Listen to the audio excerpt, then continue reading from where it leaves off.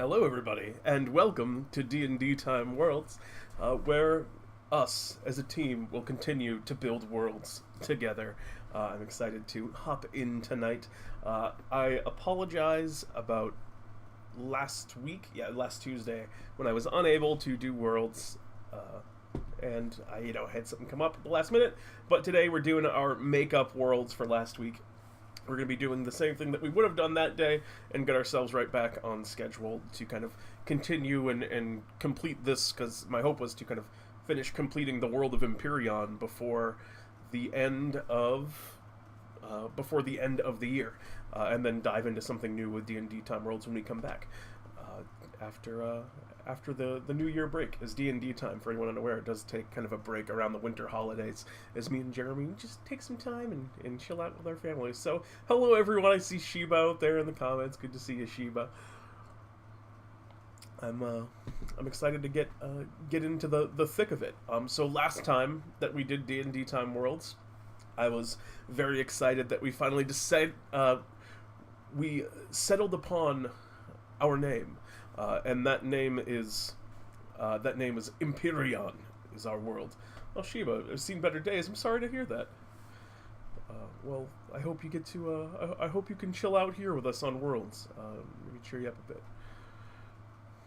What's going on? What's going on, Farfel or Crowley? Praise the cloud as always. So yeah, last time we settled up on our name. We went with Empyrean, and we fleshed out some kind of fun stuff. We did a bunch of holidays, which are down over here, much quicker to navigate via this.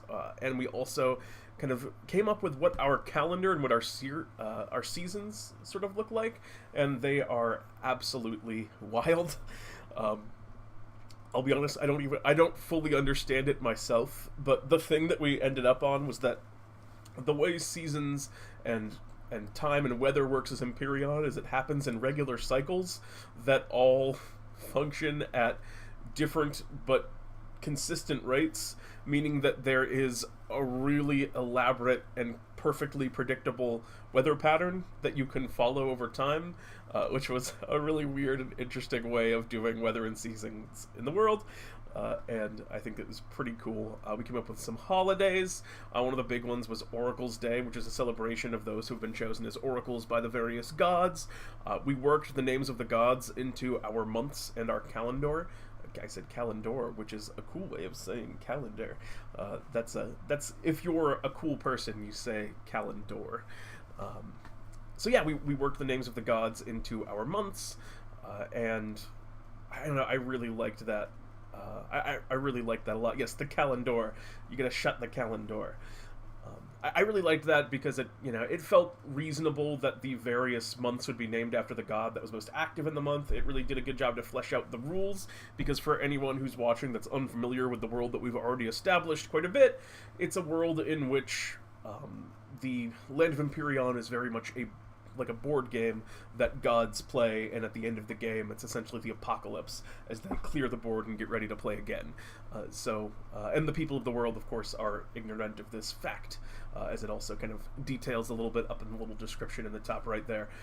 But that is a general idea of what we did last time. Like I said, we came up with various holidays. There was Oracle's Day, which was this sort of elaborate celebration to celebrate the oracles, or those chosen by the gods, the people through whom the gods give commands. There were some fun little traditions that were come up with from that.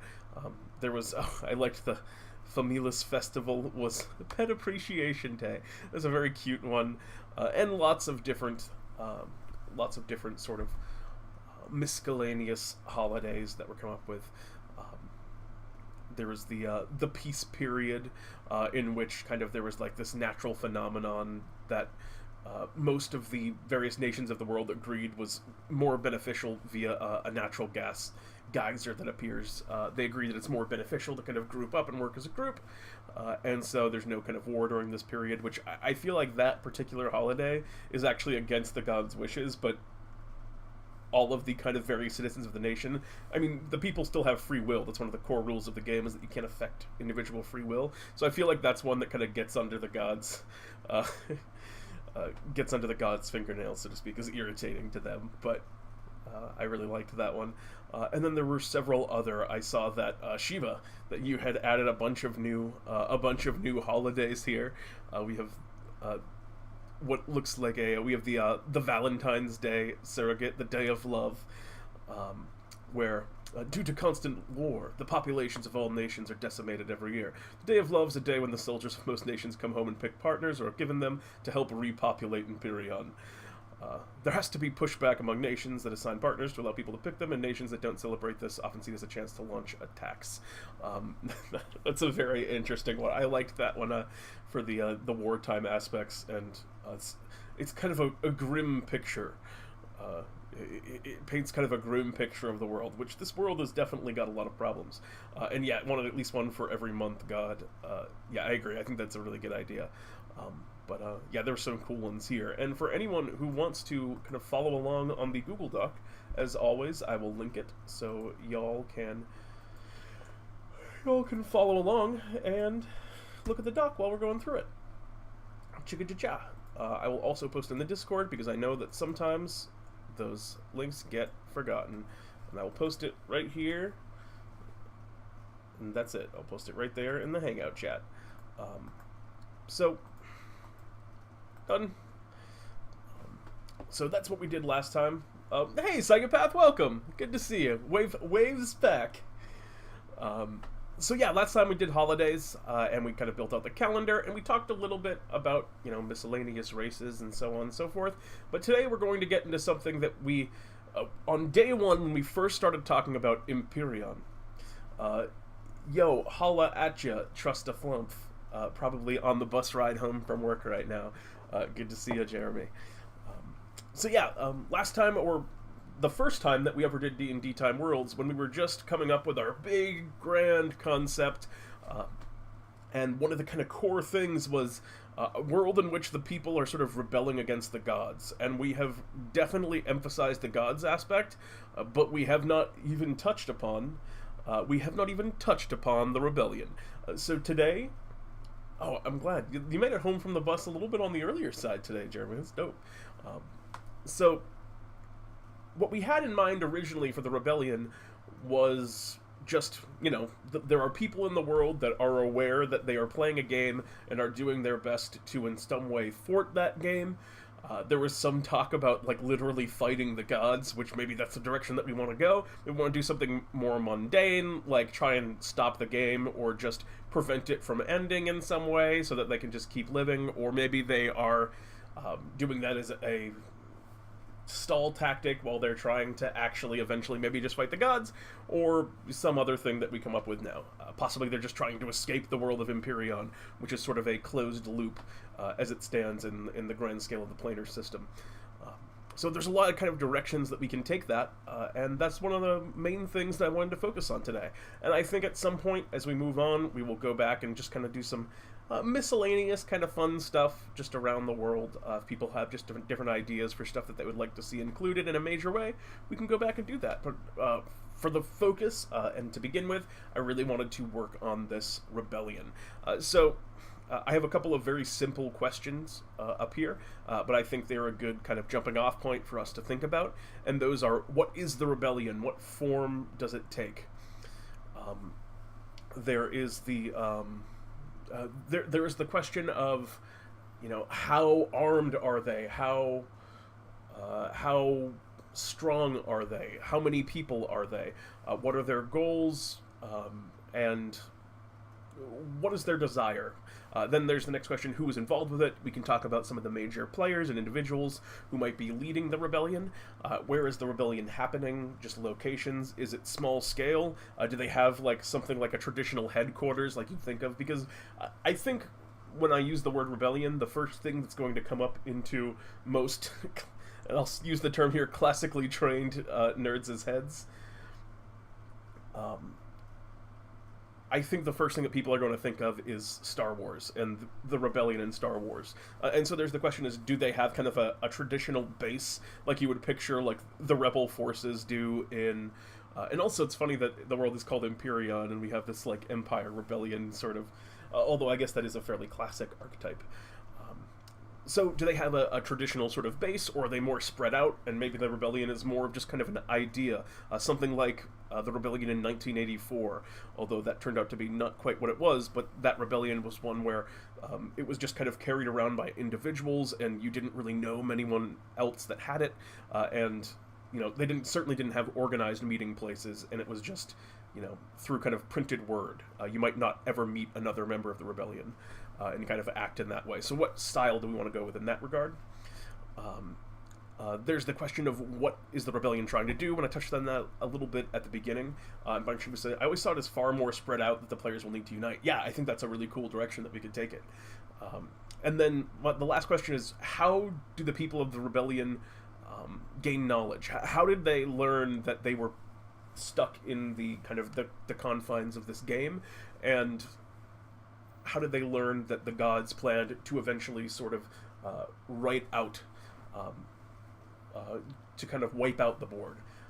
Just a moment, is the rebellion a game mechanic, or is it outside the normalcy of the game? I think that it would be something that would be considered outside the normalcy of the game, at least in the way that I've thought of it so far, but we're kind of originally talking about it, in that there are some people in the world that have kind of figured out that they're in a game and are trying to bust out of it.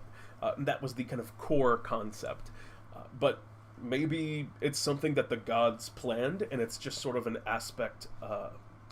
It's sort of an aspect and like another layer of deception to make those that are skeptical feel like they have somewhere to hide, and then sort of catch out dissidents via involving them in this faux rebellion. And that would be extremely 1984. That's almost the exact plot of. But I think that could also be cool, especially if they find out that the rebellion was false, and then they still sort of subvert that expectation, and there becomes these kind of cool dynamics of who to trust and what their ultimate goal should be, and then your kind of party that's encountering this, because this is something that, while it's an active force and something that's very prevalent in the world, this is something that's probably going to be a large focus in the long run if you were to run a campaign in this world. This rebellion seems like something that, as a DM, you'd actively want your players to kind of get involved in. So that's a good start. So for starters, let's start asking the question, what is the rebellion? I think a great jumping off point, as Shiva said, was something that's really spread out, that the players need to unite. So let's begin there. Don't want bold. And we'll do bullet points, because I'm not a savage that just writes things in block text. Normally I am. And I like that way of putting it there. When your AI becomes sentient and tries to kill you. Yeah, kind of precisely like that. Spread out. And then as a kind of a sub-point, the players would need to unite various disparate factions of rebellion in order for the rebellion to gain any traction.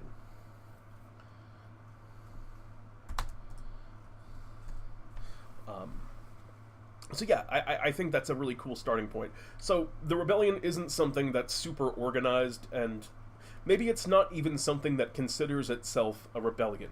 Maybe the rebellion isn't a rebellion as much as it is just a group. See, talking about it's on the precipice of your AI being convinced you don't exist, but then making their own AI on the precipice of wiping them out.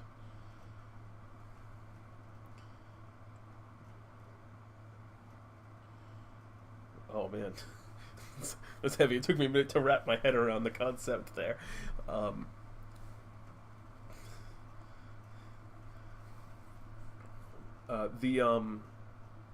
So what I was going to say is perhaps the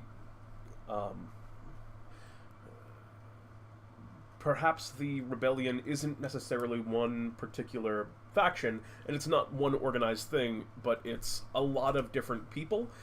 that all have different ideas about what it means for this rebellion to be.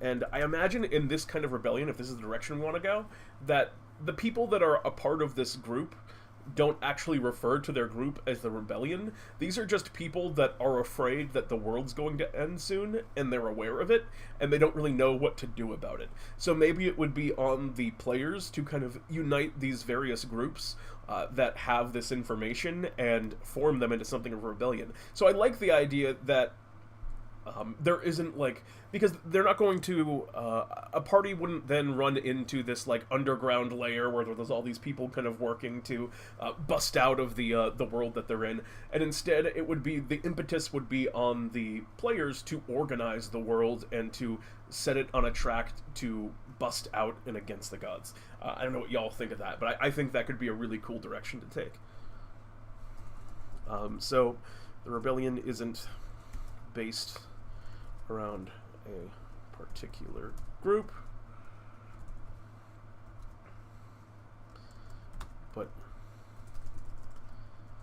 and no particular faction that has the knowledge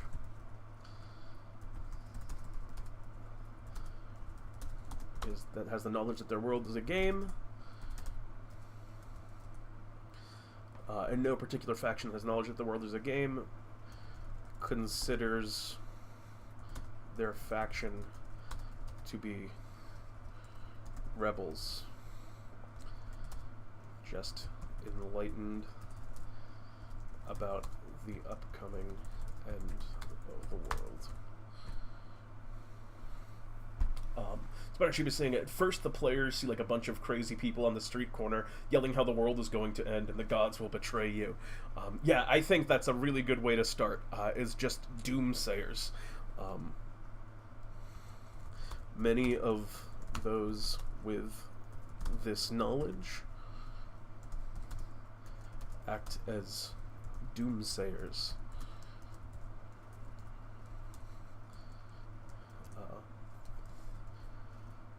Their intentions are good, but they receive only derision. Believe in gods at worst, or are ignored at best. I imagine that nobody treats the people, the kind of insane doomsayer that's out on the streets kind of just, the world before you is all a grand scheme, machinations played by the gods and high. Like, that person, no one listens to that person. Even your players, when they walk into the first city that you're going through, and you begin to just rattle off this thing that the doomsayer is saying, even the players don't actually listen to what it is. They're more just kind of listening like, oh, yes, this is a person that's crazy. They won't even, like, take the words that he's saying with even the slightest bit of significance.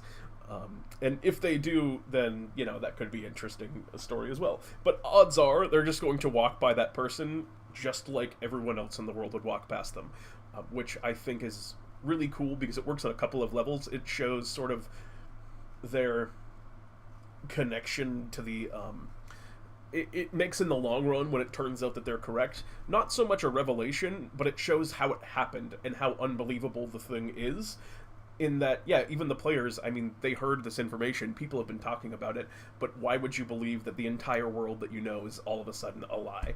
Which is an aspect we haven't talked about much in this world, but to be a person, and at some point the player characters would presumably learn that their world is coming to an end, and to be a person in that situation where you find out that you are just kind of a tool, or, in our case, a game for these higher, more powerful beings, it's got to be like a really frustrating and sort of existential crisis-y moment. And we haven't really touched on that yet, which I think is an important and also a really cool aspect of the whole rebellion idea. Anyway, I guess what I'm getting at is I like that a lot. I think that could be very cool. So that I think we have a kind of a good idea of where we're beginning with what this is. So we know how it is before people sort of get involved in it, but we don't know much about, like, any of the individual factions. So let's start talking next about which factions that we think are decidedly involved. I think that there are dissidents probably among... I would say that not every kingdom has the potential for dissidents. And I think the one that is most kind of ripe for that, and that would be kind of more the human kingdom territory. And I imagine that Vasanya and the kingdom of the god Lux, the lawful good god of kind of light and life, these human kingdoms that have largely fallen apart, the last place god, it makes a lot of sense that that god's people would be the ones that are starting to grow the most suspicious of the world around them, because things aren't going well for them. And I think it's just kind of human nature and logic to imagine that when the world is sort of seems like it's conspiring against you, you start to maybe believe that the world is conspiring against you.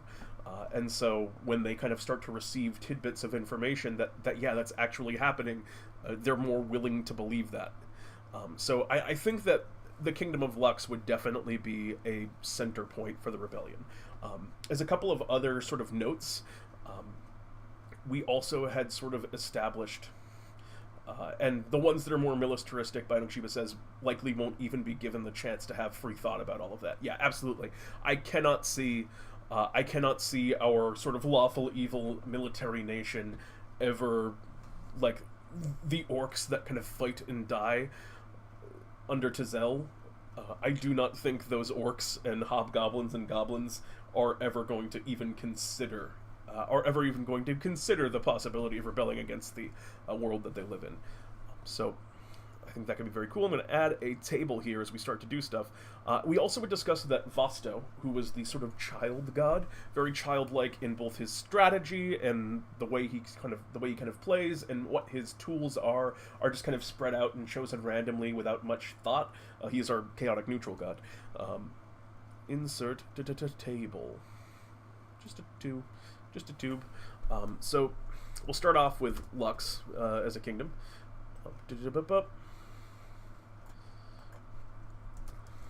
And we also know that some of his kind of rogues and the people that work underneath him, as I mentioned before, he chose people sort of randomly, and he seems like one of the gods that would be the most sloppy and likely to let information slip.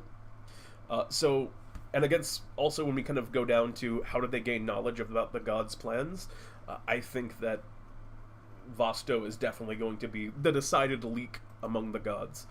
And, you know, maybe some of the other ones have leaked to lesser or maybe greater extents, depending on what y'all think. But I think Vosto is going to be a key one here. So I'm going to say Vosto doesn't have a kingdom. Let me go up, because we have these great little sections for each god. There's Vosto. There's my boy Vosto. So one of the things about Vosto is that his and yes, this was the character I was thinking of, was Versta.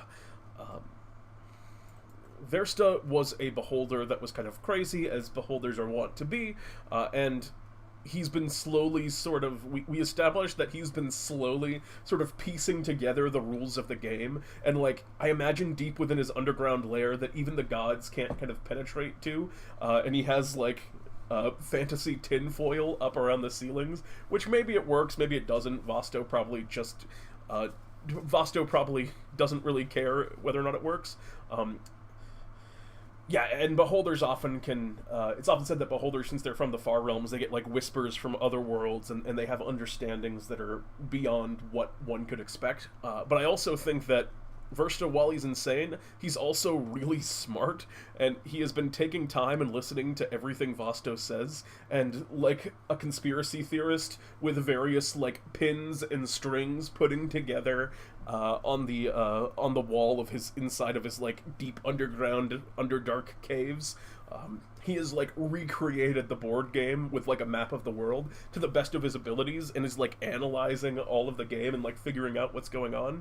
And probably not from a desire or necessarily a fear to survive, Yeah, I think that would be an awesome dungeon. And that would be a really fun one, like, if he was just causing problems, and to roll into his world and kind of see what he has, in his basement, and to learn about not the rebellion, but learn about the nature of the world in that way. That would be a really fun way to do it. And then maybe you no longer want to kill this beholder, even if he wouldn't be a threat to them, or even if it's, like, important that they kill him. Maybe they don't want to kill this guy once they find out that he is not necessarily important, but he has learned so much, and they want to, like, pry what information they can out of him, and he no longer becomes, like, a foe, but someone that they really need to interrogate. That, yeah, I really also like that vibe, Shiva. Like, when you go into to Versta's lair, and they're fighting him, and he's like, I can picture the beholder just going, I haven't seen anyone down here in years. Come look at this. And he kind of just brings them on without even... it's all connected. I believe it. I do. So I'm going to copy Versta and bring him down, because I think that Versta would be definitely under the kind of banner of the rebellion, even though I don't think Versta would be someone that would care about... I don't think Versta would be someone that would care about seeing the world kind of survive, or care about leaving the world and not dying himself. But I think it's more just a question of, as Shiva was saying there, you believe me, right? Just want someone to kind of look at and see that he's not crazy, which he is, but he's also right. As they say, the man that sleeps with an axe is crazy every night but one. Alright, so Versta, a potential... we're gonna unbold. We have to unbold ourselves. A potential source, or I'm gonna use wellspring. A potential wellspring of knowledge for adventurers in the world. He's uncovered a great deal about... he's uncovered a great deal about the nature of the game, and wants others to see, understand, and believe in his discovery. I picture, like, in this person's madness, he has, like, cave spiders and stuff that he's locked in cages, that he's just, like, explaining all of the, like, crazy and ridiculous things that he has, uncovered about the world, and as they kind of, like, just looking back at him, making, like, skittering kind of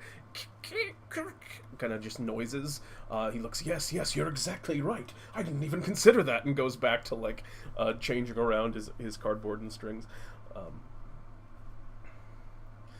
Yeah, it just wants to get to the bottom of it. Doesn't care about the end results. Just wants to unravel the mystery. So that's Versta. And he is a beholder. And he's an oracle of Vostok. So yeah, I can definitely see... that seems just like a really fun quest line to me. We'll keep that bold, but we are going to go ahead and make this whole table a smaller font size. That's much better, much better. So that's Versta, and I think that one of Vosto's other groups might also have it, because we had for Vosto, oh yes, this was Nightshade. Wait, am I on the wrong thing? No, that's not the right one. That's not the right one. That's not my boy Vosto. Clara, yes, Clara. Very good. So, Clara was... So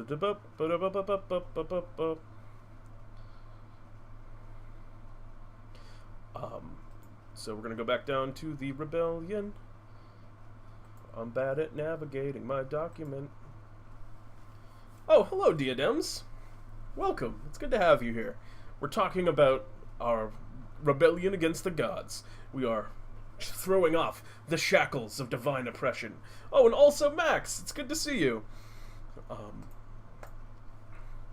So Vosto's... so this is another idea that I had, and let me know what you think of this. But I imagine that Vosto's other kind of major player, Clara,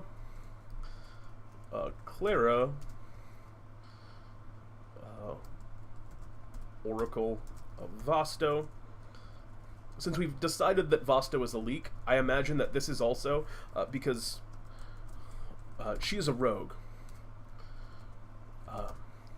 And I imagine that she's been benefiting in an extremely major way from Vosto's kind of leak of information. Creating... yeah, Jerome is a major person. Jerome is one of Cherish's oracles.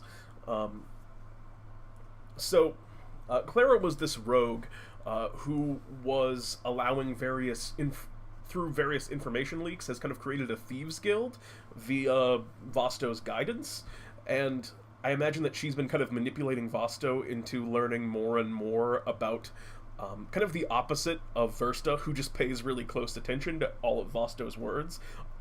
Clara's been kind of like tricking him into giving away a little bit more than he should, and has been benefiting from it. So maybe Clara's been kind of someone who's been understanding how the world is like this, but even though this group gets that the world is a game, she also doesn't see it necessarily as her problem, and is just kind of exploiting it to live well in her own lifetime. And maybe she either doesn't understand the urgency of the situation, or thinks that, she'll be dead before, the world comes to an end, and so she's going to kind of enjoy herself and get what she can out of the situation that she's in while she's alive, and it won't matter in the long run. So... Rogue's been building a thieves guild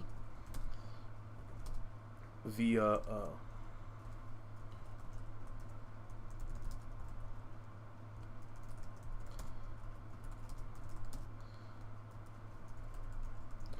using kind of leaked information from Vosto to gain like important insight into locations of enemy gods' valuables. Maybe that's not information that he's generally allowed to share with his troops, and this is something that, she's kind of garnered from them. Also, Farku, welcome! Before you go and try and get those points, the spectator's not on this show, unfortunately. That's something that we may fix soonish. I say soon in the vaguest possible of way, because I have no idea on that one. But we are eventually going to try and get Spectator on all of our shows. But for now, Worlds is without, unfortunately. And so anyway, so she's a rogue who's been kind of building this. Yeah, exactly, kind of what I had in mind. I'm sure they have to meet every once in a while. Vosto to gain important insight into locations of kind of the enemy gods' valuables, and has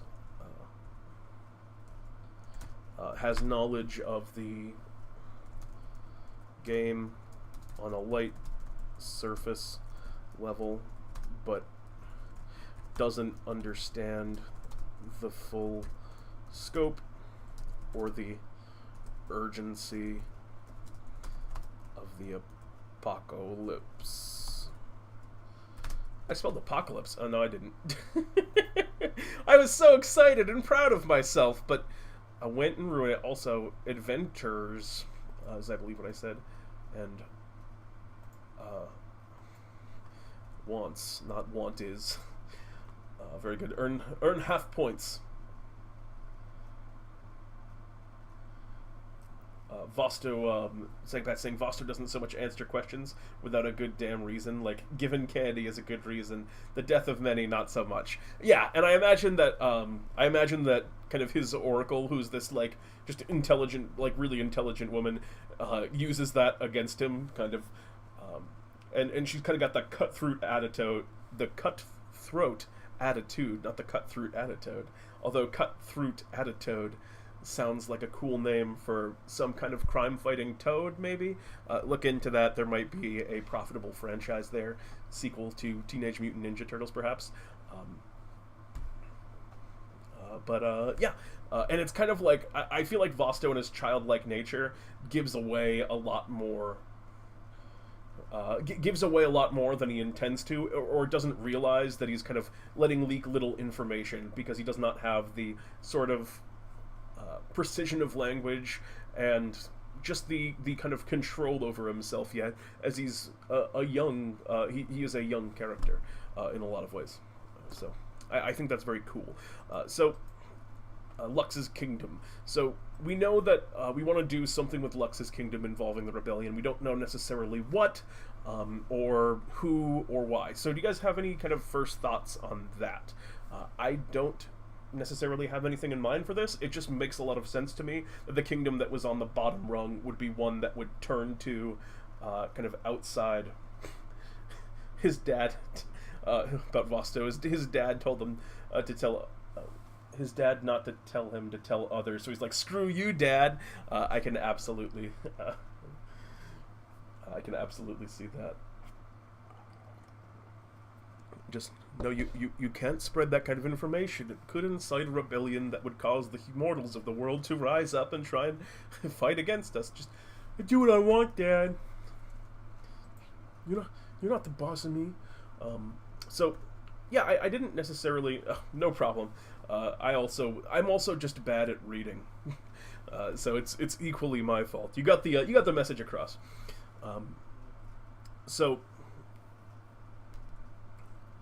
Lux's Kingdom. Okay, yeah, so what I was saying was, it just made sense to me that the group that was on the bottom would be the most likely to kind of want to rebel up, the individuals that are kind of part of that kingdom and that system. So, do you guys have any thoughts for what form that would take? Maybe these are people that...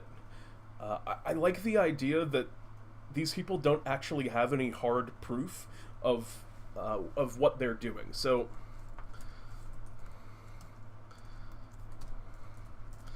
the people of Lux's, and maybe this is a more organized sort of group that,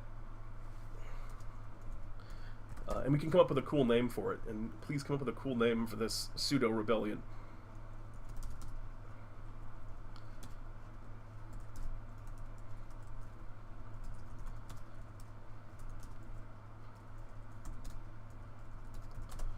They don't have any firm understanding of the nature of the game, but through intuition,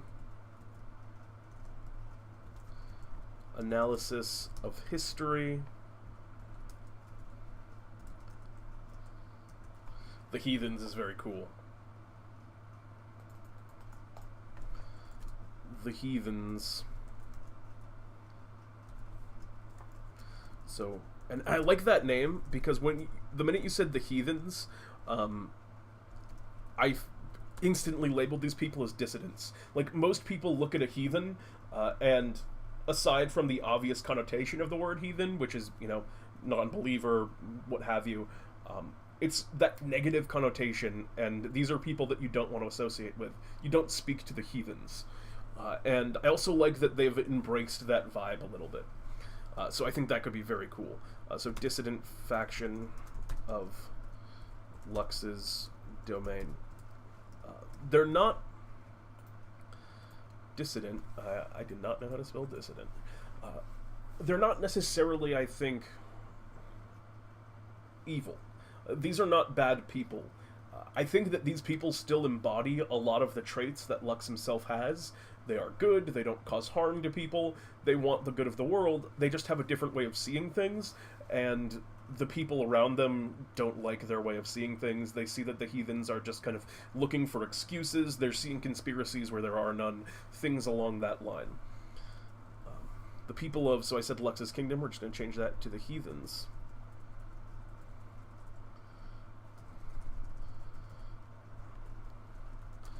And I imagine some of the heathens are like scholars, and some of them are intelligent people. Maybe even a formal oracle who's kind of lost favor and is no longer a follower of Lux, and after being kind of abandoned as an oracle, or actually, I guess the only way to lose an oracle is for that oracle to die, so that wouldn't work. But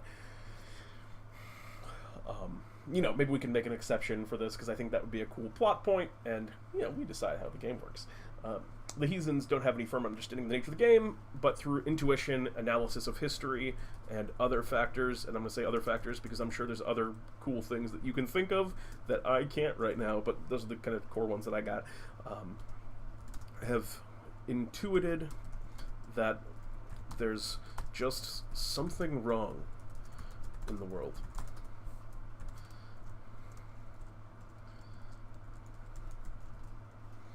It's kind of, you know, pointing to things like apocalypse. Maybe, and this is a thing that we can also include, is we've talked about how beings from other planar systems don't exist in this world. This world is isolated in the planar system, and it was made in kind of this bubble so that the gods of this world would have absolute control over it. But that doesn't mean that there can't be leaks through which other things have gotten in. Maybe texts of other worlds and strange planes, and information that should not be available to these people. They've gotten their hands on some of that. Maybe that's a whole nother group.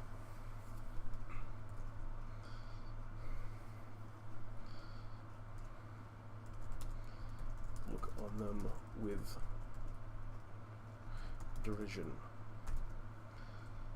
And I really like that line. I'm just going to copy it. Actually, I'm just going to copy and paste it. It's so sad that they lost their place within Lux's light. I really just like that phrase. So we're going to just keep it verbatim, just so we remember that we got it. And we're going to paste that without the formatting, because that's the way that you paste. It's so sad they lost their place in Lux's light. I definitely like that. So an oracle that was killed, and then, yeah, I think that's awesome. Perfect. Amongst their members is a former oracle. And what better way to establish a group as being kind of outcasts and outsiders than when a member of their group used to be one of the leaders, because that's a group that the current leaders probably want to suppress. They don't want this individual, although the leadership of the kingdom is very much, well, scattered and torn at this point, because Lux's kingdoms are so kind of beaten up, but whoever the kind of acting leaders of the kingdom are, odds are that they do not want the previous leader coming in and talking about how the god that they used to worship, and that is the worship of this god is the defining point of their kingdom. They don't want this person coming in and talking about how the gods are evil and we need to fight back against them. That's like such a non-unifying idea. So even though they are right, it's also in some ways unhealthy for the kingdom, assuming you don't understand that there's going to be an apocalypse. So I really like this kind of gray area that we've landed in. Death's madness is also a cool phrase, which I'll probably use in other things for people that have come back from the dead. Death's madness. We'll just put it on there.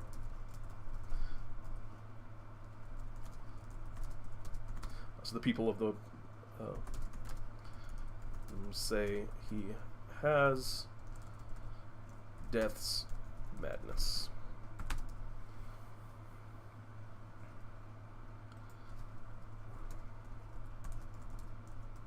He was died and resurrected, just to be clear.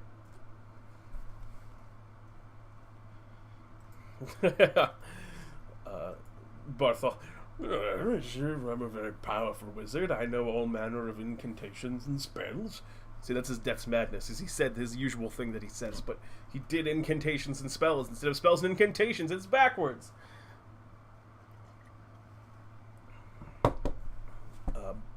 I am a very powerful wizard. Alright, so I think that's a pretty good start. Oh yeah, so I had this one additional idea about some aspect of extraplanar, some aspect of extraplanar influence that has caused another faction to begin to kind of understand and research. And I think the kingdom for that, and this is a kingdom that we haven't done much with yet, other than just kind of talk about them in the abstract. So I think this would be a good place to kind of start putting a little bit more depth into this kingdom, and that is the kingdom of Zeeth. And I don't think we've actually even fleshed out Zeeth as a god yet. So yeah, we don't even have Zeeth fully fleshed out as a god yet. So, scroll them back. So I think we can just decide that one of Zeeth's oracles is also kind of part of this rebellion. And again, it makes sense. This is another one of the good gods, one of the chaotic good gods. And by one of, I mean the only chaotic good, because we have one for each alignment. It makes a little bit of sense to me that this more kind of, this more good aligned, the more good aligned forces are the ones that seemed more likely to be able to have these sort of dissidents, because they're not so... did I say he? Yes, I actually did know that Zeeth was a she, but I've made a mistake. My apologies. Yeah, Zeeth she. It just makes more sense to me that the good aligned nations would have these kind of dissidents, these naysayers, these doomsayers, amongst their groups, because they're allowed a little bit more free thought, as kind of Sheba was saying earlier. And the heathens, we'll have to come up with a cool name for them. And I'm going to just call them right off the bat. I'm going to start off with a name here. These are the Archivists. It's a classic archetype, and the City of Time, which is one that is kind of frozen and locked in a lot of ways outside of the normal rules of the world, it makes sense to me that there would be a group of people in that world dedicated to the collection of knowledge, because they are able to preserve things and keep them for so much longer. And that idea of keeping things around goes very much in the same philosophy as that of time. So we're going to call them the Archivists. A group of scholars within... and Zeeth's... What was the name of her kingdom? I believe it was named after her. So I believe the kingdom... and I'm going to just actually not even look it up, because I'm pretty sure now, was Zeethlian. Zeethlian?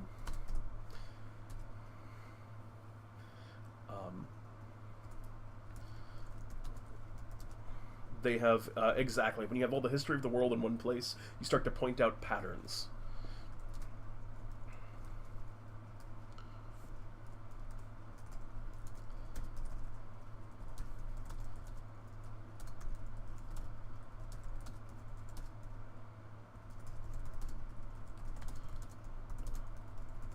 So when you have the history of the world together and all in one place, you begin to point out and recognize patterns. Point out and recognize patterns. Point out and recognize patterns.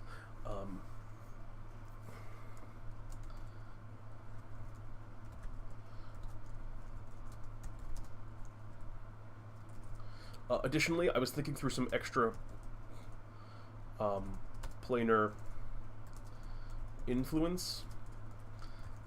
They've collected a tome that details information about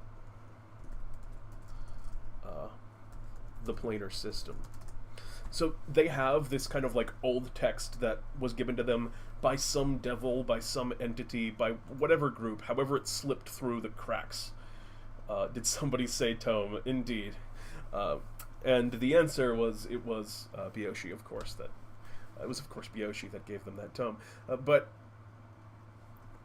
additionally, so I was thinking, it doesn't matter what the group is, and I think it's okay to keep that vague there. We don't need to know the specific, archdevil or angel or whatever group it was that decided to leave this book in, but one of them has gotten a hand on this book that is, just information about a grander planar system, and for people that live in one plane in one world, and the sky is like just this ever kind of shroud of mist in the Evervale. If you try and go too far, you just walk into essentially oblivion.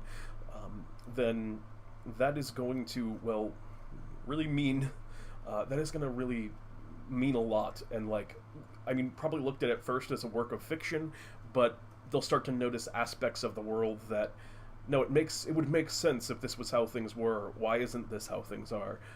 And that kind of idea could move up. And I think that gives us a little bit more to play around with in Zeeth's Kingdom if you were going to run this campaign, because like I said, that was not one of our more fleshed out gods, probably the least fleshed out of our gods. And two, it makes a lot of sense, I think. So I think that is enough of kind of these four disparate factions. All of them are very different. And actually, no, we need to say one more thing about the Archivists, and that is what they're... We're going to actually, you know what? We're going to go down to that in a little bit. What are the rebellion's goals? So, first off, well, where is the rebellion happening? As we were talking about who the rebellion was happening with, I think that we've also kind of covered where the rebellion was happening. So we can just say, fuck that question. We don't need this dumb question. Backspace. I'm sorry, I got very emotional there. I didn't mean to I shouldn't have taken out any of my kind of deep-seated rage on that particular question. I'm going to make this bigger. Just because I want it to be. It's just like Bob Ross. Just going to make it a nice big rebellion right there. And that's just going to be our little secret. Our little secret. We'll get better at speaking someday. That question had a family, and they will mourn its loss. And that family was, one of that question's sons was, what are the rebellion's goals? What are the rebellion's goals? What do these people want?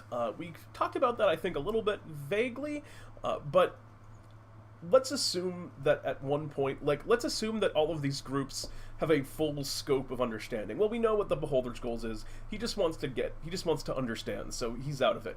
But what about the Archivists? And what about the Heathens? And what about Clara's Thieves Guild? What are their goals? We also, I guess, talked about Clara's Thieves Guild's goals, which are just to kind of profit from the information and the understanding of the way the world works, rather than do anything to stop it. But do you think that these groups would be more interested, and we can also assume that maybe Clara understands the immediacy of the concern, so we can also throw her back into the mix.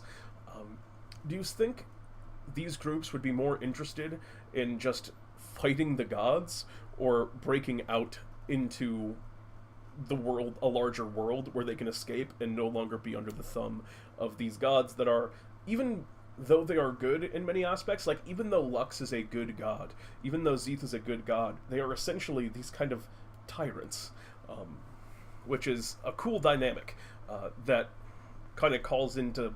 There would be a lot of fun philosophical and moral arguments, I imagine, that you would have in this campaign about what the natures of good and evil are, and if these gods could really be considered goods.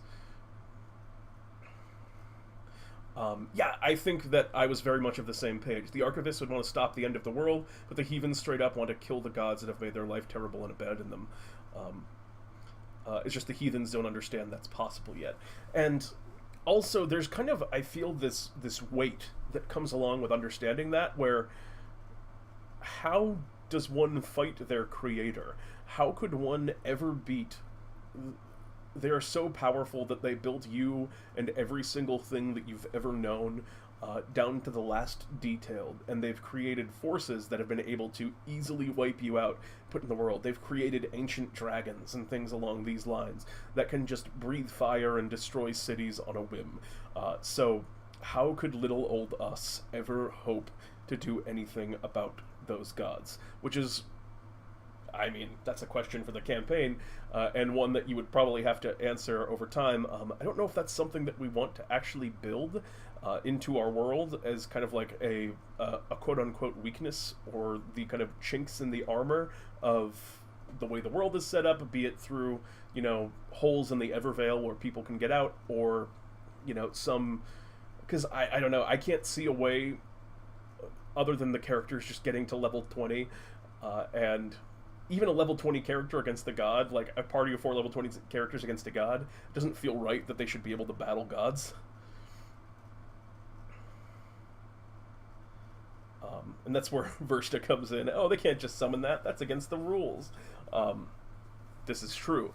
But are the gods bound by... I don't think the gods are necessarily bound by their own rules. They play by the rules because that's what makes the game fun. But I don't think they necessarily are forced to obey the rules. And if they wanted to do the things that were within their scope, they could, but, our resident rules lawyer,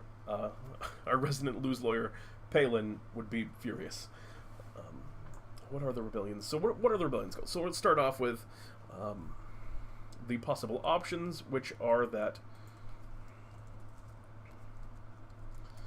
Boop, boop.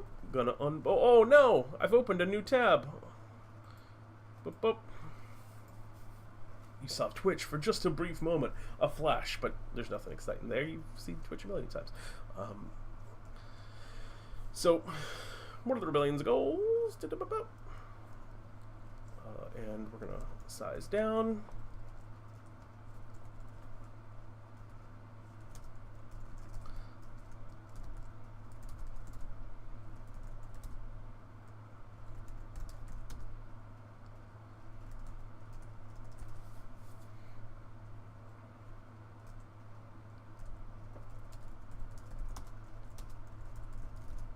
So once the groups decide they want to do something to stop and fight the impending apocalypse. Man, I'm never going to be able to spell that word. Apocalypse. Did I get it? Oh, I got it right! Slumping in my chair a little bit. Once the groups decide they want to do something and stop and fight, they have a couple of options available. I guess there's 2 options. It's just fight or flight. This is a classic situation. Oh, I guess there's fight, flight, and stall to make a decision later.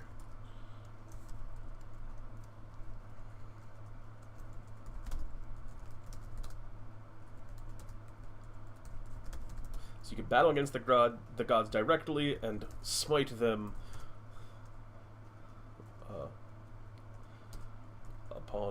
smite them up on their celestial thrones. Flight. Escape the world they are in to somewhere else in the planar system at large. Escape.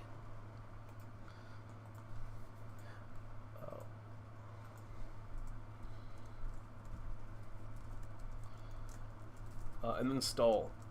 Create a situation in which the god's game is unable to end by manipulating their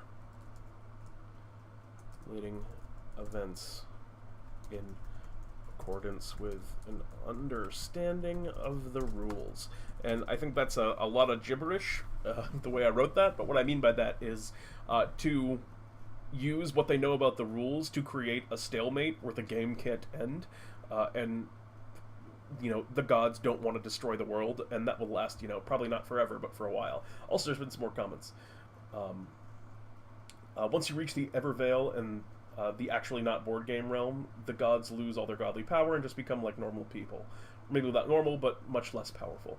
Okay, so that's an idea, as just like maybe the gods just aren't as powerful outside of the realm. They only have direct control when you're in the game, but once you kind of bust out of it, there's a lot more you can do. I think that could definitely work, and that would be a great way to justify if you and that would be a great way to kind of justify things if that's what you wanted to end up doing with the, well, that's what we wanted to end up doing with the world. So yeah, we're in a pretty reasonable spot on this. I think that's a pretty good understanding of the rebellion, and this is something that's going to be kind of probably, like I said, a big focus if you were ever going to. I'm sorry, I keep kind of bumping my table. I know the camera gets jiggly when I do that. It's hard not to when I'm trying to like type and on the computer while I'm actually streaming on it and stuff. But yeah, this is definitely going to be a major focal point if you're going to run a campaign in this world, and I think that it's uh, I think that it's a good kind of jumping off point.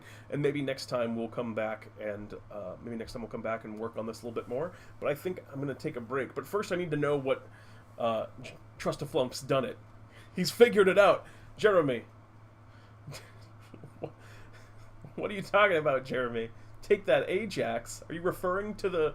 Are you referring to the cleaner? I, I don't understand.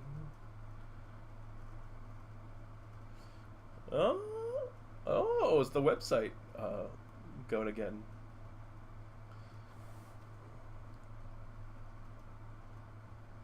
Well, that's very exciting.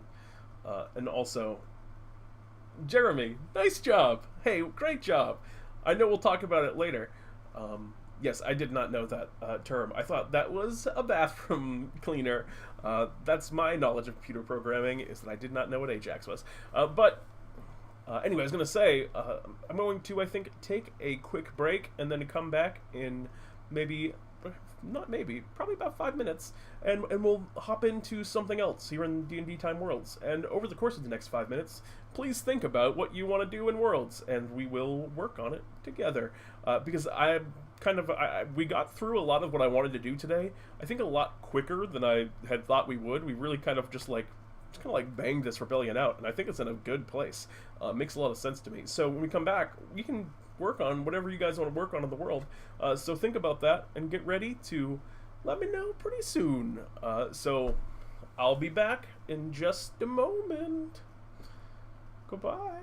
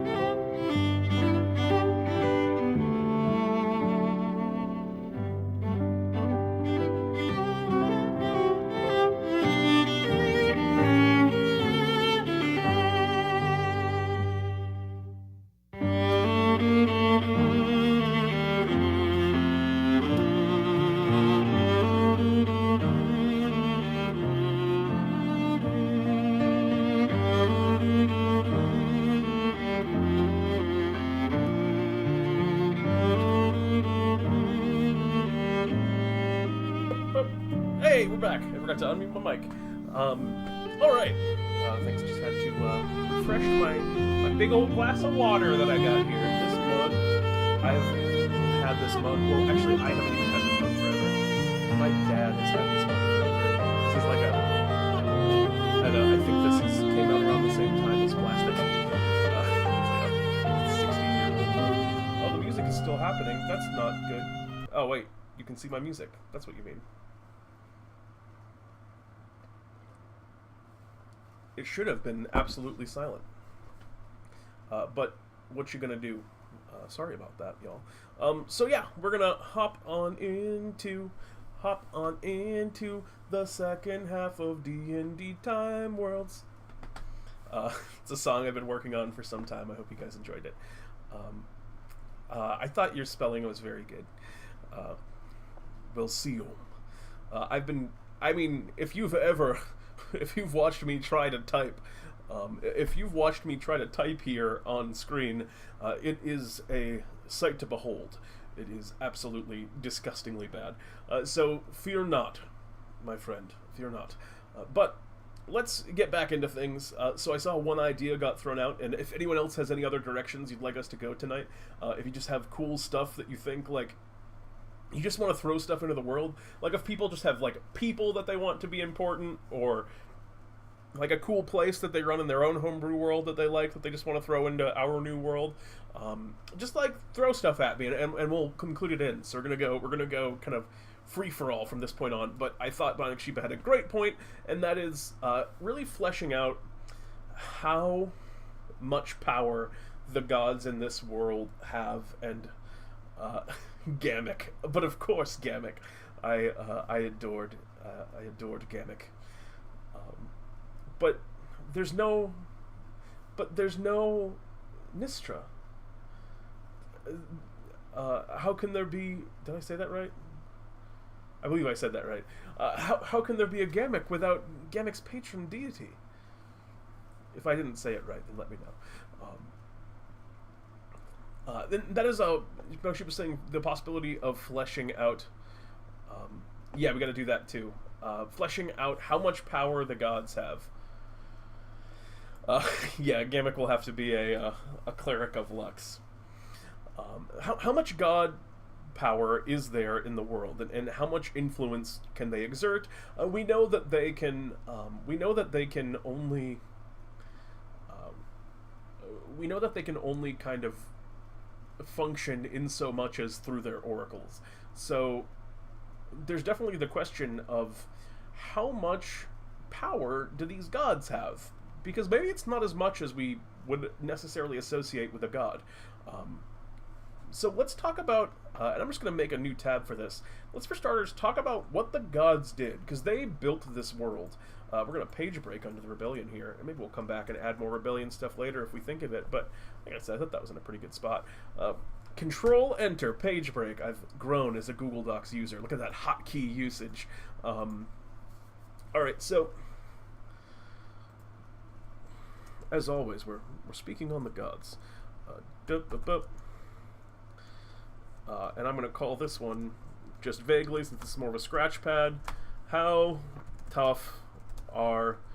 we're going to go with the gods. How tough are the gods? It sounds like how Phil from the movie Hercules would say it. How tough are the gods? Like that Danny DeVito voice. That was my perfect Danny DeVito. I guess more of a Mort. So, how tough are the gods? Things that we know about the gods.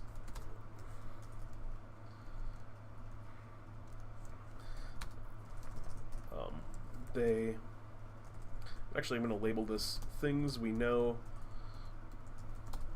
about our gods. So that way we kind of have a good baseline to go from, so that way we're not like contradicting things that we've already established with the way that we kind of set things up here. They created the world. They created the Evervale. What power system are we going to use? Psychopath asked. Like a 100-point system per year. On their month, they regain all points, and power is a lot stronger on their month. Yeah, I mean, I think that could be a way of doing it, because we also, like, I think the number of points that they get is going to be proportional to how much of the world they control, like how much they are worshipped. But I think, like, the idea that at the beginning of their month, that's where they get all of their kind of power back, I think that works really well. And it's a question, I don't think their power is necessarily tied to their points per se. I think their power might just be abject. Like, they have so much power, but how much power they're able to use to influence the game would definitely be 100% and directly tied in with how much territory and therefore how many points. So, like, 100-point system per year, maybe, like, there's a God Rules homebrew PDF, but I doubt we have the population for that to work. Maybe, like, link that to me on Discord at some point, and I'll check it out. That sounds cool.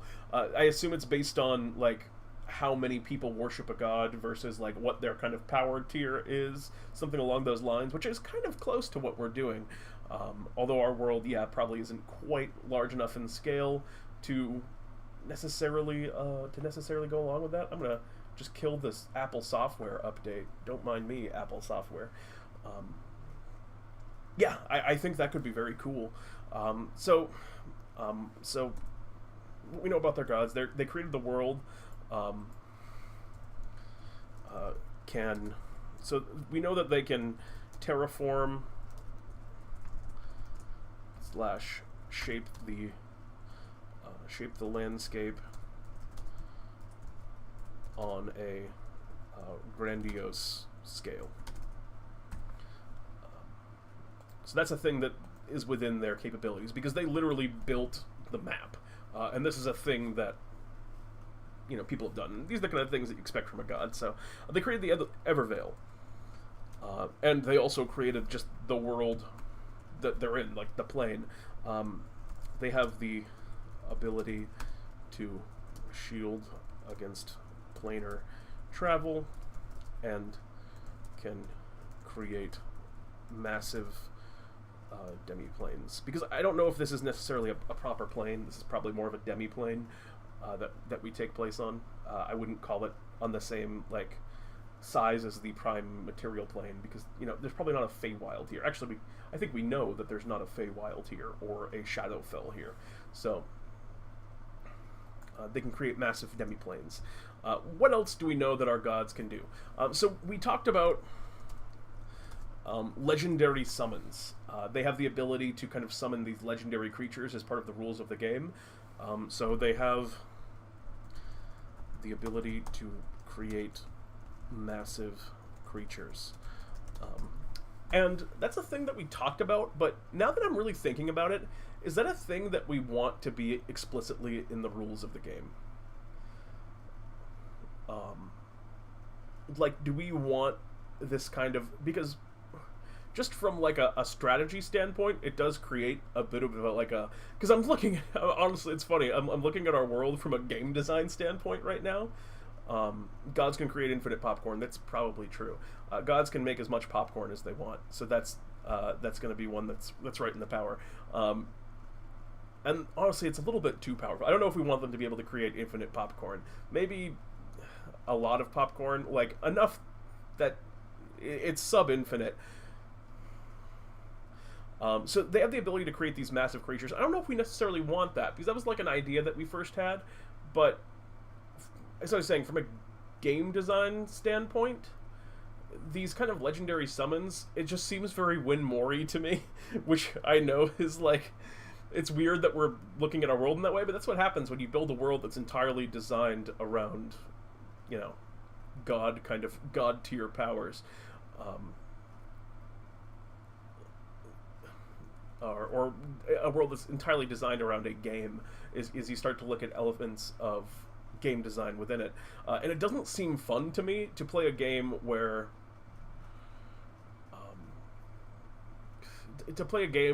when you're ahead, you gain the ability to get this huge monster that comes and just kind of tramples opponents.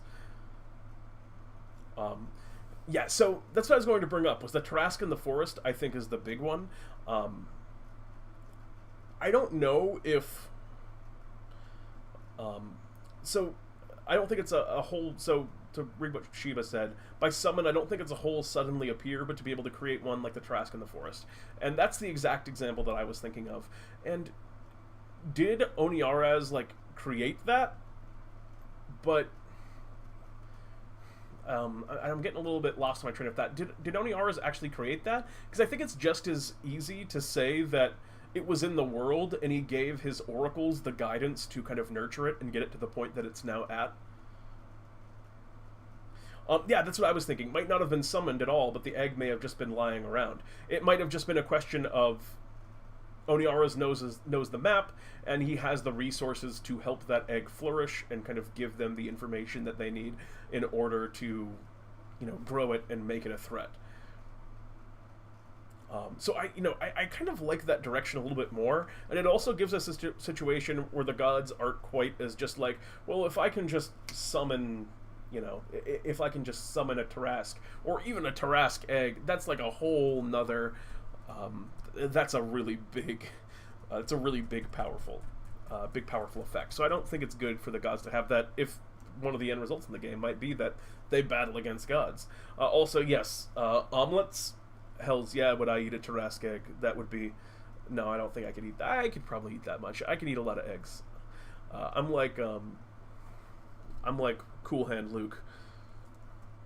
That's an old movie that I wonder if anyone here has seen Cool Hand Luke. I recommend it? I don't know if I recommend it, but there's a scene where he eats 50 eggs, and that scene I do recommend. Although hard-boiled eggs, which not what I'm about. I don't know. I think it's good to separate that ability. So they can... they've kind of built the world, they've created the Evervale. What else do we know that the gods have done? I mean, they sort of ferry souls to and from the board plane and the demi-plane. So they have at least that degree of control over life that they're able to kind of pull people in. Power based on territory doesn't make much sense either. It gets way too snowbally. I kind of am inclined to agree with you. And maybe instead of power based on territory, it's just you try and control the most territory. It's just you try your best to win. And you're only allowed to... Because we kind of also... That was the thing that we came up with, was that the oracles are only able to be communicated with on their kind of chosen month. So... Why is my... Oh, my speakers are at 0. The gods play D&D. Well, pretty much. They play Risk in this world, but, the gods playing D&D would also be very fun. Although, if any of you have ever read Terry Pratchett, The Color of Magic, there's an idea that's a little bit similar to this, where the gods do kind of play D&D. It's a very good book, and Terry Pratchett's an incredible author. So I highly recommend checking that out. So anyway, we know that they kind of move these souls around, which is a pretty large-scale effect. And so maybe it's super hands-off with just the ability to communicate and command. And I don't know, I like that a lot more. And I think that's actually also where we kind of... I think that's also kind of where we started out. And their only recourse to stop somebody is sending literally armies against them. Yeah, I like it when a god can't necessarily... the gods can't necessarily, like, send a tornado to wipe out an incoming force. I like it that they have to use the resources that they have available to them. I think that's a lot more interesting, and it makes the world feel more realistic. Because if the gods are so directly involved, I think the world feels a little bit more suspicious than if there's just a lot of really devout people, in the way that, there is on a lot of fantasy worlds. So I don't know. I think that could be. I think that could be very cool. So actually, I'm just going to go over to the rules. I haven't changed the rules in a while. I think we just scrap Rule 7.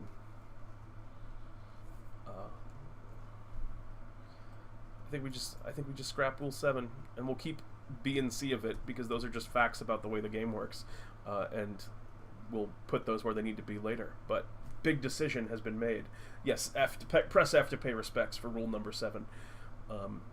Although there's a new rule number 7.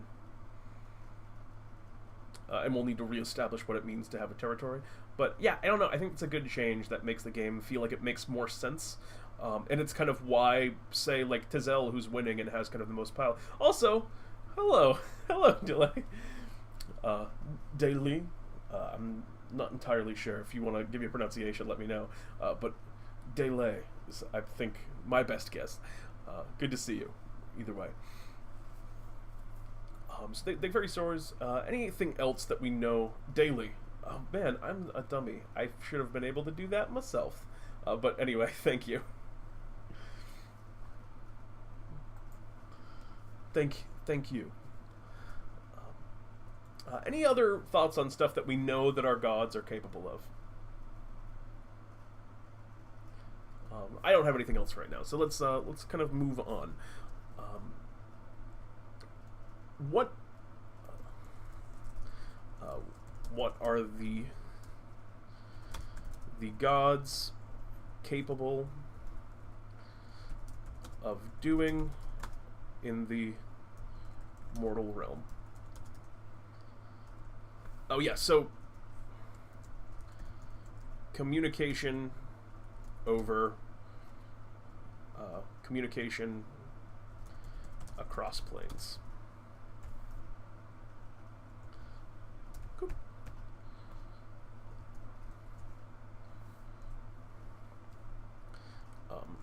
Create and assign oracles. And I don't think, like, the 3 oracles thing, like, oracle is just a thing that they call it, but it's not like there's any abilities or anything that comes along with being an oracle other than just, like, yeah, they're just getting phone calls with them. Like, I don't think oracle is like a power per se, it's just they have the ability to talk to this individual. It's more a game mechanic, I think, on the god side. Can they give birth? The miracle of life, if you will. I would imagine the answer is yes, because some of them actually... Well, yes, I think the answer is decidedly yes, because some of the gods have, like, interpersonal relationships, and Vosto is the child of one of the other gods. So I think they actually can give birth. Although I don't know if we necessarily need to have that on our power list, but the answer is yes, as it were.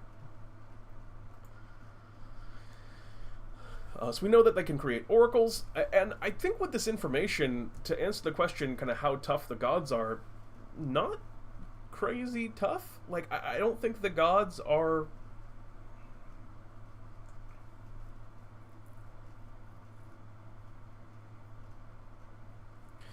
that way they can ensure that the oracle complies, otherwise they're stuck with an oracle until it dies, which in some cases may never happen.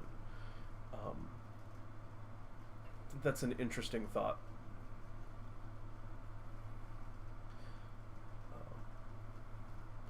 Oh, I understand what you're saying. Maybe the ability to divinely revoke an oracle through death. I don't think I quite got what you were saying the first time, but just the ability to hit the off button on an oracle. Oh. Create, assign, and kill oracles. They can power word kill oracles. So, I don't know, the things that we have here, other than, like, building the land, all of this feels reasonable for, say, a 20th level character to do, except for, like, building an entire and terraforming, like, this elaborate landscape. And, well, immortal by aging. We know that they can't age, and, you know, infinite lifespan in that regard. So yeah, I don't know. I don't think these gods end up being kind of completely powerful. Does it become a power if they're creating demigods through giving birth or impregnating the local populations? I don't think they're allowed. I think that's against the rules of the game. Although, if it did happen, I would say it would decidedly become a power. But I think the gods have rules, since you're not allowed to directly interfere about, you know, having children with mortals. But I do kind of like the idea of a Hercules character. Now that you've put this idea out, the half mortal, half god in this world would be such an interesting, just such an interesting dynamic.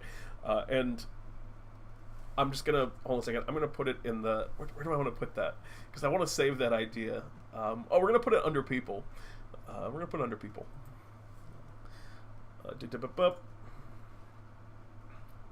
Insert row below.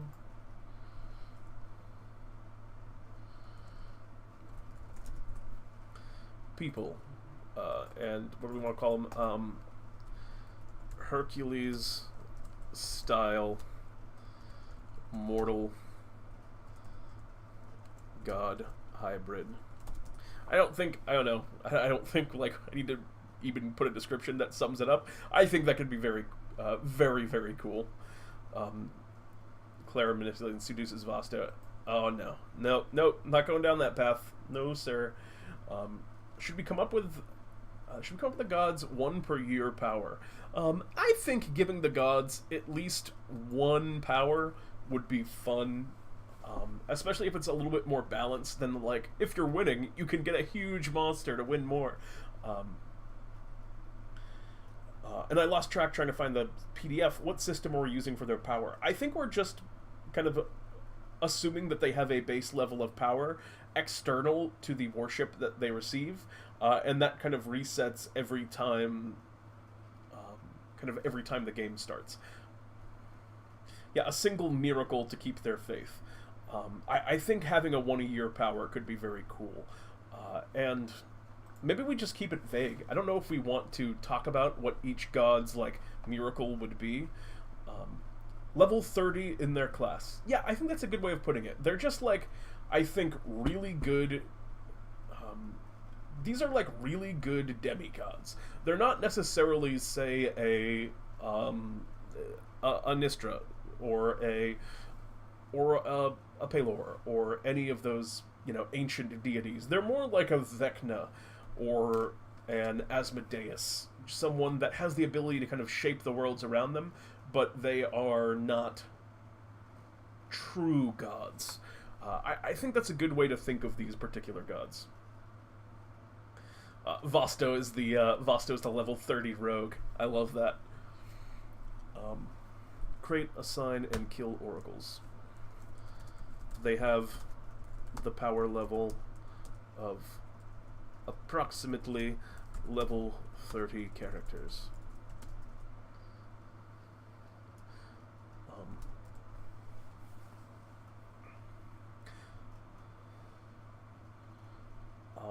And once per year, 1 spell of level 8 or lower that they can cast on any location or any creature.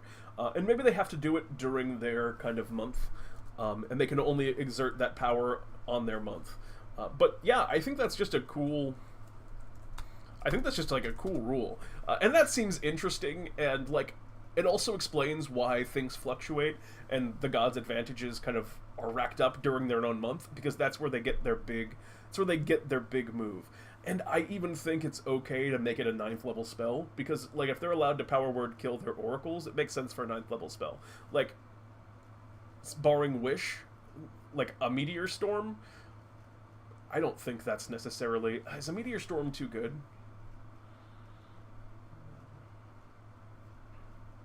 I have a subclass for Rogue called Candy Rogue I made over a year ago. Bonus action, summons a random candy. There's 100... Oh man, 100 candy options! Someday also will have to share with me that candy table. That sounds absolutely delightful. Oh, I keep slouching. Well, once per year power that allows them to cast a spell of 9th level or lower anywhere in the world, or on any non-enemy oracle. I don't think you're allowed to power word kill somebody else's oracle, but I think you can power word kill just any person in somebody else's kingdom. would need work, so to be more balanced, because you made it when you were a baby DM, but I can send you that right now if you like. Yeah, throw it to me on Discord. Also, baby DM is such a good way of putting it. I have so many things from back when I was a baby DM that I homebrewed that don't hold up in terms of balance for sure, although there's definitely a lot of heart in them. Characters.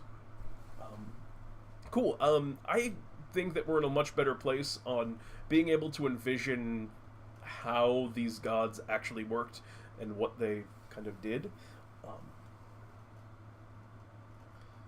Defended with a meteor storm, illegally wiping out. Oh man, that's so sad. But these are the kind of grand scale magical abilities that I think make sense for the way the world is too. Because like we have a whole region of the world that's covered in darkness.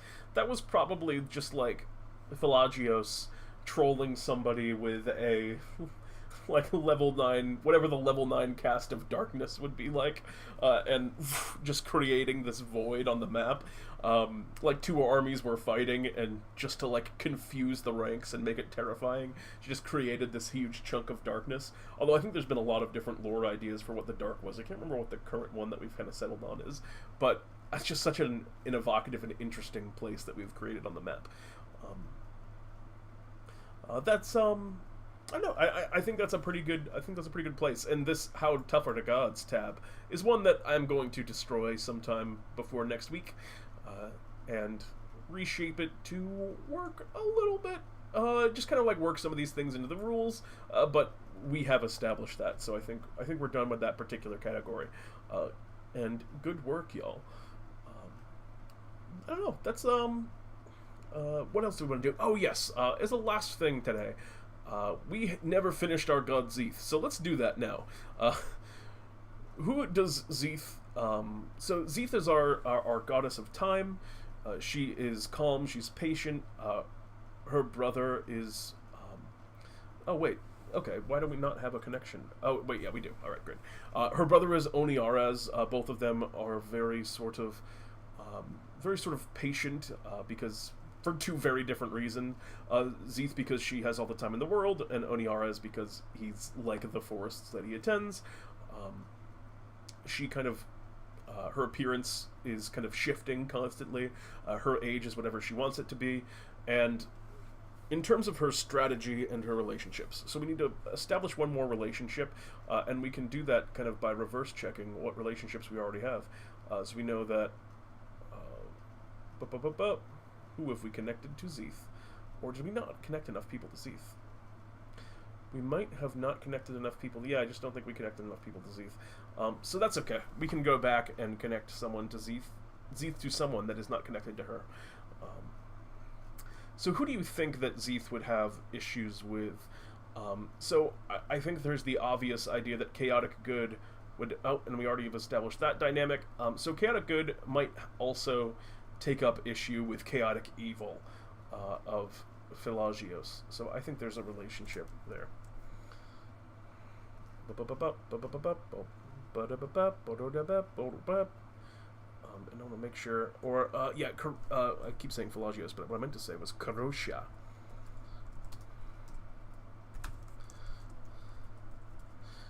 And maybe Zeeth was the poor sap that invited Karosha to the table. Invited Karosha to play at the game.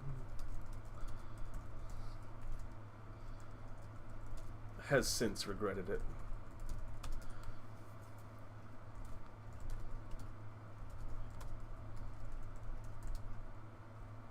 And is now kind of embarrassed in front of all of her friends. Oh, Lux invited Karosha. Oh, that's right. Well then, who do we want to connect? Damn. Who do we want to connect Zeeth to then?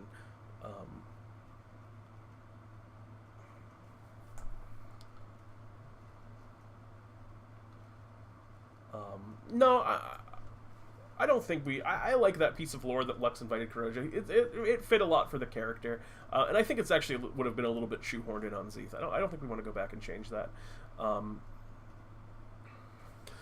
Maybe Peylin. I think that makes sense. The lawful neutral would have trouble with the chaotic good.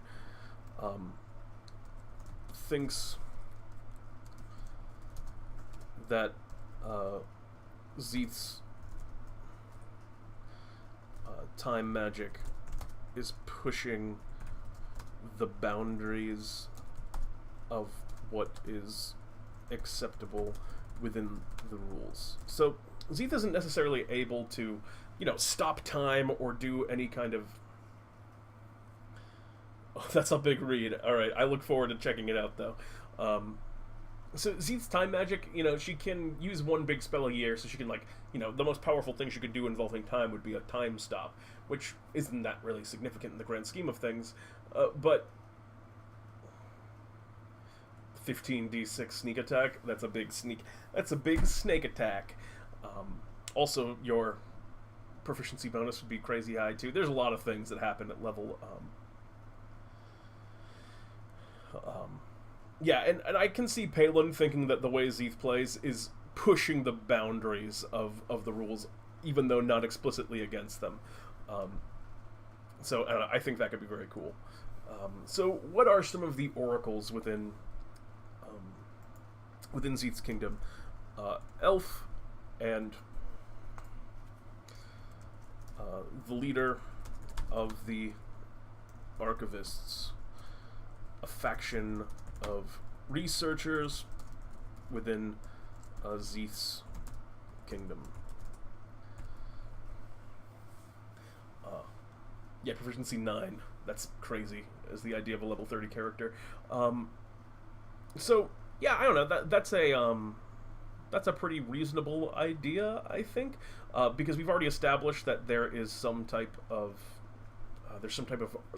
archivist faction. And what do we want to name this character? If anyone just wants to throw out a name idea. A Sphinx. Yeah. Love it. Sphinx. The king. I'm going to put it in quotes, king. Crandor.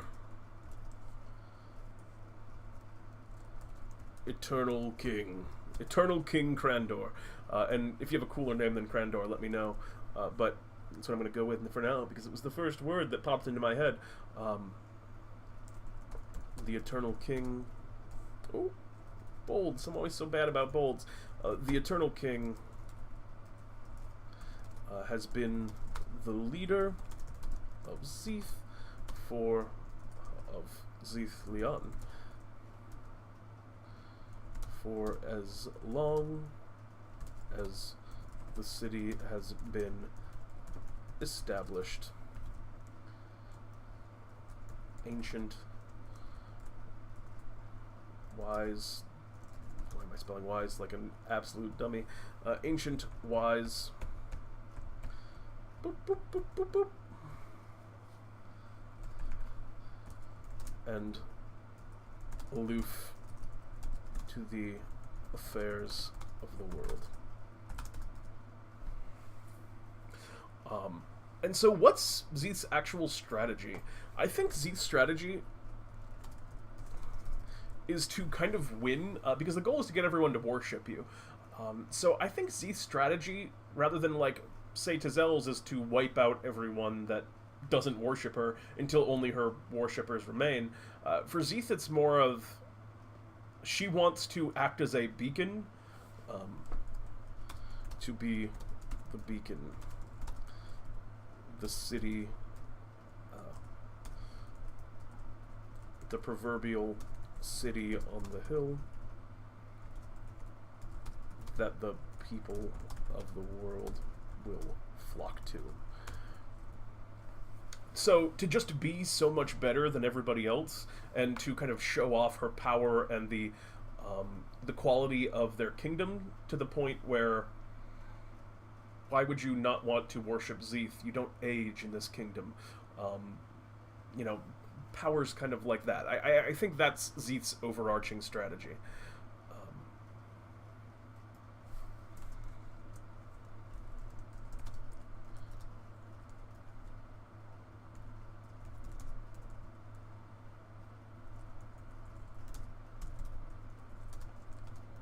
So rather than getting worshippers, she wants worshippers to come to her. And that seems like a chaotic way of playing, I think, rather than kind of like, you know, just going the way that one would expect and just getting people and kind of campaigning. It's just doing whatever you want and expecting people to come with you. That seems very chaotic to me. The Eternal King. I spelled eternal wrong, as I often spell words wrong. Has the powers to alter the age of individuals. And this city sounds rad as hell to me. And, like, running this now, like, I can picture some, you know, some time-sick NPC that the players need to save, so they have to bring them to Zeeth, and they see its kind of majesty and how advanced it is. I imagine it's like, I'm picturing it being very high up in the sky, almost amongst the clouds. Makes them effectively immortal. Yeah, effectively probably does. What's a cool name for the leader of the Archivists? Let's do a female oracle. How about Goethe? Goethe is an elf. It's not very elven sounding, but I almost like that. And then one more oracle. You guys have one more cool, also baby, I passed by it, Psychopath, but baby Sphinx oracle would be so cute. I am made of agree. 10 out of 10 would pet / idolize. We have one more oracle room. Any thoughts, y'all? Anything that you'd like to see? When you think time, what do you think of? So I guess we already have the Sphinx, which has some control over time. We have this kind of archivist. Maybe someone a little bit more out in the world, some kind of traveler, because this is someone who is kind of chaotic good. So I like the idea of them having an oracle that really kind of embodies that idea of chaotic, because I think the Sphinx vibe, that's a very kind of lawful vibe. So I think we want someone that, because these Zeeth's playstyle is coming across as, I think, a little bit lawful in that aspect, at least.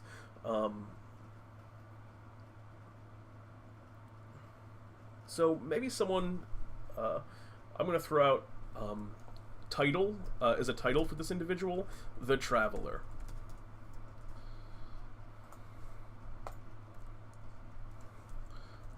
Wanders the world, singing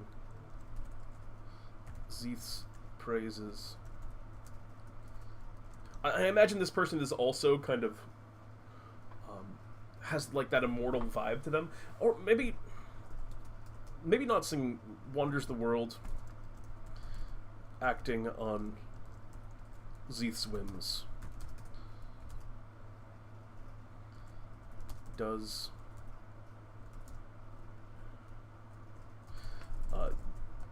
Does not always obey Zeeth, and acts of his own accord, but Zeeth likes that about him. Sometimes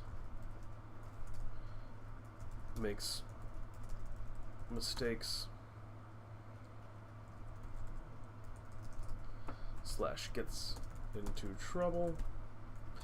So yeah, I kind of like this idea of a cool character that's kind of like this wanderer of the world that just goes around doing whatever small tasks that Zeeth thinks is important.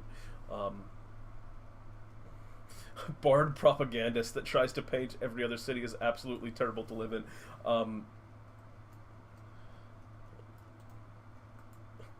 That seems like lighthearted. Like, I wouldn't necessarily call it good, but it's definitely chaotic and it's definitely fun. And I think it's okay as also just tacking that role onto him. That's delightful. I don't know if necessarily a bard. I think a wizard just fits for me. In my brain, this seems like a kingdom that would have a wizard, because we don't have like a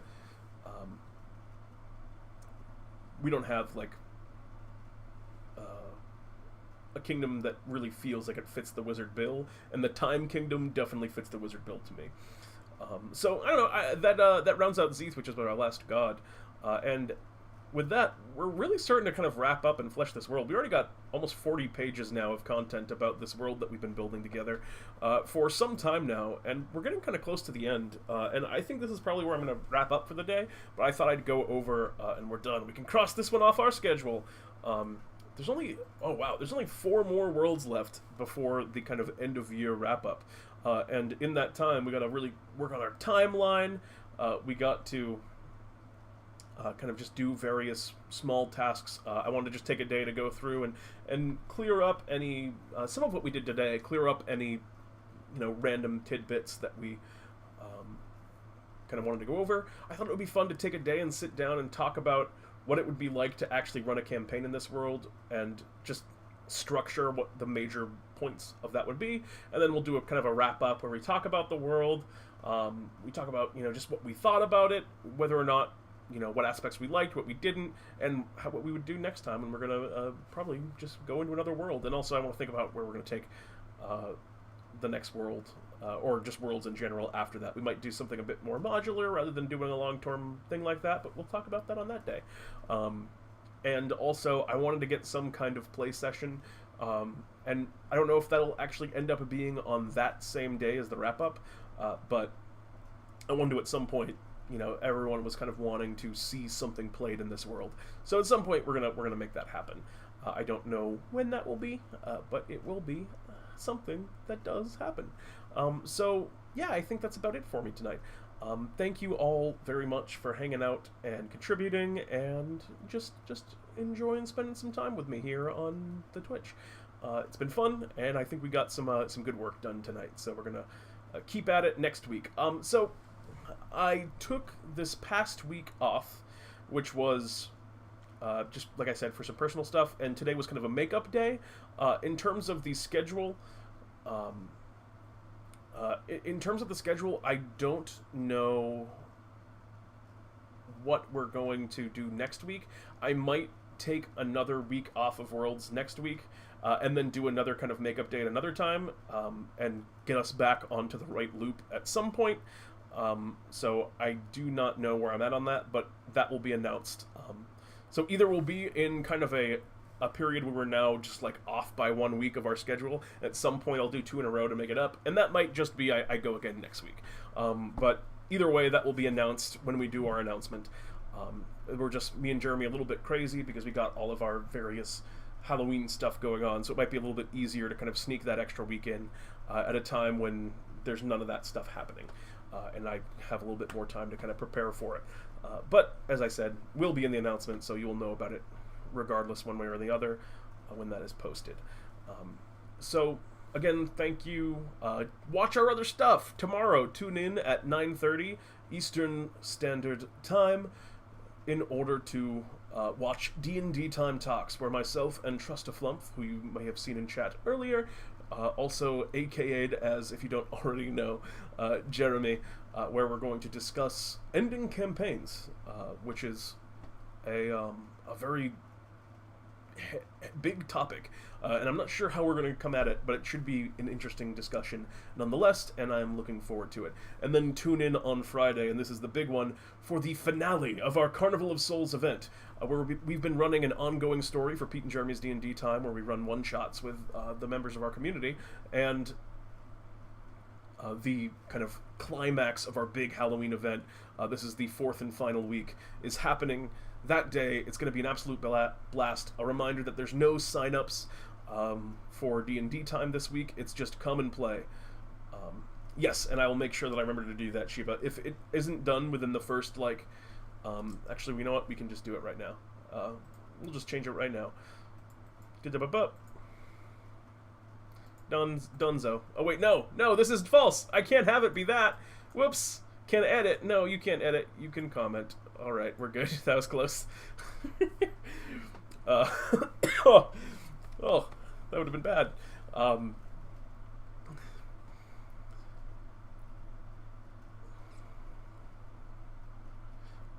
So, yes, upcoming weekend, there is Pete and Jeremy's D&D Time finale event. Come watch it, or not the finale of the whole show, but the finale of the Halloween. How high is the likelihood of death? So far you've died not at all, and you want to keep it that way. The answer is extremely likely. I'm just going to be honest with you.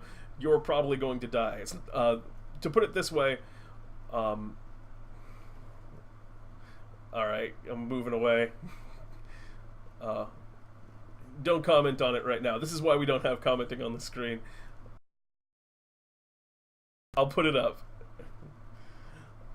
Yeah, it's extremely likely of death, but we're doing death a little bit differently, and you get, like, experience and stuff regardless. So, it should be a lot of fun. Also, as a reminder, if you have low-level characters that you want to play, we recommend that you get them in first, and get those towards the beginning as things ramp up on that day, and it's just come and play. There's going to be people swapping in and out constantly. It's going to be an absolute blast. I'm really excited for it. Jeremy's really excited for it. I think I've said enough on the subject. That's all I got tonight. So, with that, we'll keep you posted on everything. There's always announcements. There's always stuff happening. I love you all. Thank you for hanging out. And thank you for hanging out. Oh, yes. Well, a lot of people are going to get to play multiple characters. A lot of people are going to get to play multiple characters over the course of the episode, so... can I play Fluffy for the whole session, or we have to swap? You can play Fluffy for as long as Fluffy survives. But anyway, that's what I'm going to wrap up on. Again, thank you. I love you. I'm Pete, and this is DnDTime Worlds!